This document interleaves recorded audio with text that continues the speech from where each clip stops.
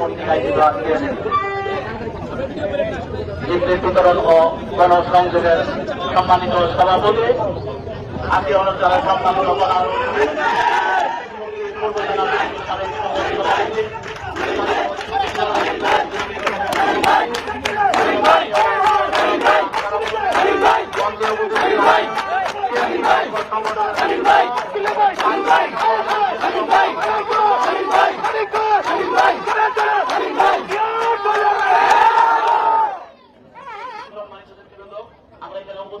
আপনারা সবাই জানেন আমাদের বিএনপির ভারপ্রাপ্ত চেয়ারম্যান তারেক রহমান কর্তৃক রাষ্ট্র কাঠামো ৩১ দফা।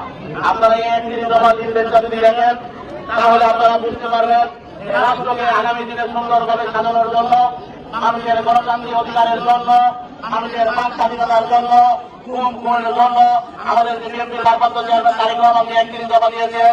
৩১ দফা বাস্তবায়িত হলে রাষ্ট্র আগামী দিনে উন্নতির দিকে যাবে। আপনারা সবাই দয়া করে নির্দেশনা মনোযোগ দিয়ে পড়বেন।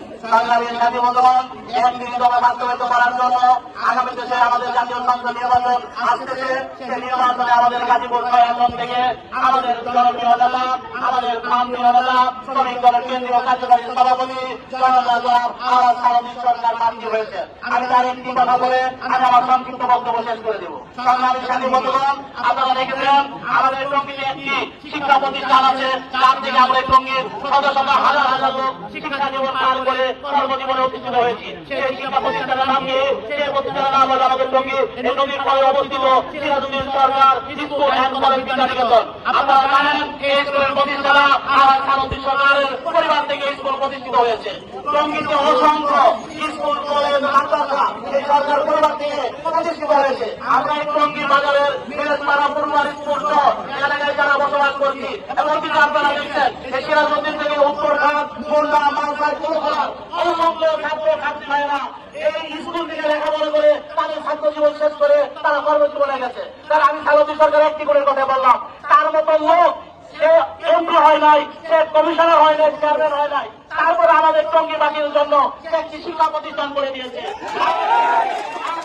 আমরা আগামীতে সংসদ সদস্য হিসাবে নির্বাচিত করতে পারি, তাহলে টঙ্গীর শিক্ষা প্রতিষ্ঠানগুলি কি করবে, টঙ্গীতে কতগুলি শিক্ষা প্রতিষ্ঠান তৈরি করবে আমি আপনাদের বলতে চাই। আমি আপনাদের আরো বলতে চাই, সারথী সরকার একজন ক্লিনিক এনেছে হোক, বিগত ২০১৮ সালে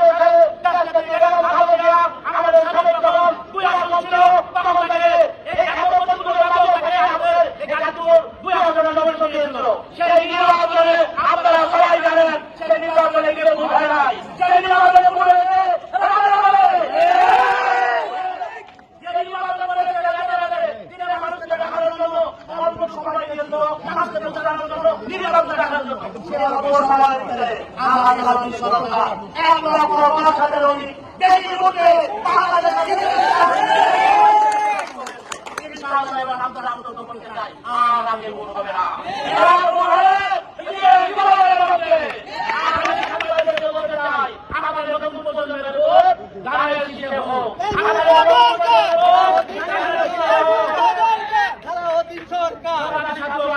আপনাদের সবার সুস্বাস্থ্য কামনা করে আজকে ৪৫ নম্বর বিএনপির উদ্যোগে আজকের যে পথসভা আয়োজন করেছেন বিএনপির সংগঠিত থেকে আমি আমার বন্ধু করবো না, বিএনপির পক্ষ থেকে ধন্যবাদ জানিয়ে আমি আমার সংক্ষিপ্ত বক্তব্য শেষ করছি। বাংলাদেশ জিন্দাবাদ, শহীদ আলো,